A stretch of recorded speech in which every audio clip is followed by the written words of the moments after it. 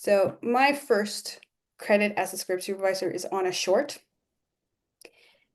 that I had helped cast because I was a casting assistant at that time. And I helped cast it, and they asked me, can you be script supervisor?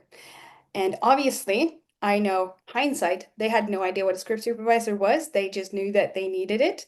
And I had absolutely no idea what a script supervisor was or did. So I asked my mother, hey, do you know what a script supervisor actually does? And she said, well, they make notes about the good takes and what takes you have. So that's what I did on that short film. And then the same little company asked me back for a few more shorts. And after a while, I said to myself, do they really pay someone to do this? And I started looking more into it. I found a website, I found a couple of books, and I found communities on Facebook, and I realized that no, they do not pay people to do that. And at that point in time, I wanted to take a course, but this was 15 years ago now. I really wanted to take a course, but the only courses that were available meant that I had to travel to LA from Sweden, stay in LA for a couple of days. I couldn't afford taking a course. I would have so much loved to take a course back then, but instead I had to learn everything myself and make all the mistakes that I have made. And I think that if I had done a course, if I had had the means to take a course, if I had had an online course, I would have been very much further in my career a lot earlier than I was going about this on my own.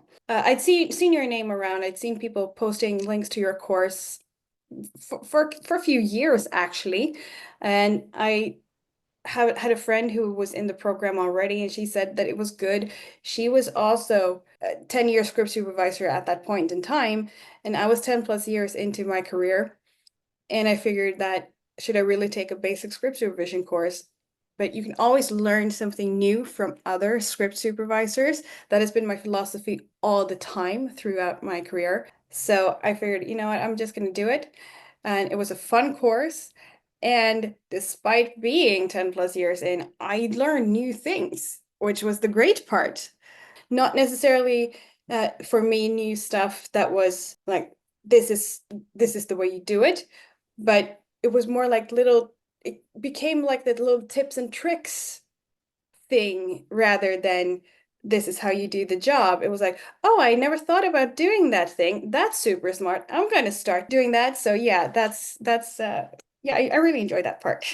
Maybe I wanted to be able to say that I trained with someone. So that's one of the things that brought me into it. Okay, if I do that, I can tell people that I trained with Daniela Saioni. No one has to know when. For me, it became quite comforting to listen to you speak. That was one thing. I really liked the tone of all of it. And but like I said, it was mostly all the little details. I think that I looked at this course in a way that others don't. When you do the course, you're gonna take it in for the first time. And that's when you're going to be quite overwhelmed because it's a lot to learn, a lot to take in for a beginner. So for me, I wasn't a beginner. That part didn't really seem overwhelming to me. Well, I could cherry pick all the tips and tricks and incorporate the good things into my workflow. But I also think that when you've done it, go back to the course a year after and you're going to hear new things and you're going to learn new things, and then you do it the year after and you're going to learn new things because you have you have another perspective. And I think that that's really a tip that I would like to give people.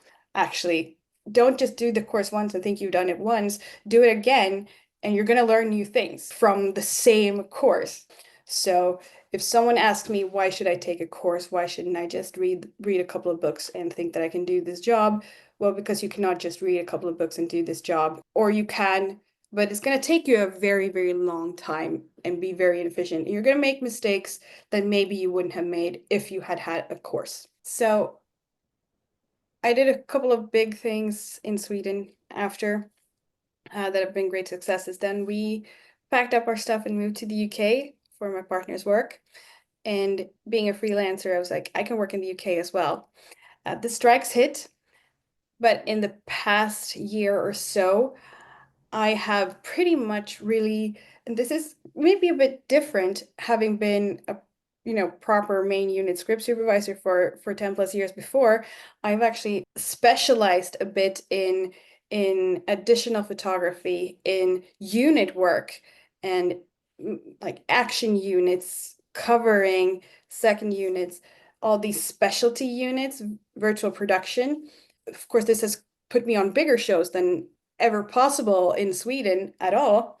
And it's been a lot of fun being like focusing for a few years on just cool units, cool action stuff, and maybe some special stuff with lots of VFX and virtual production. But one other thing that I love is I actually still, after having graduated, I still tune into the weekly Q&As from time to time because I like being part of the community. No, I love that. I love that. And I love hearing the questions that people have. And as you know, I type my opinion about things as well.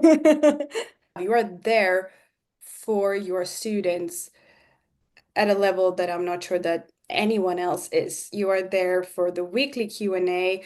You are active in the group, answering everyone's questions. Sometimes you even do like an unscheduled video to answer someone's questions. You're there for everyone. And I think that it's not like you're buying a course and that's it. That's all you get. You also get Daniela, which is amazing.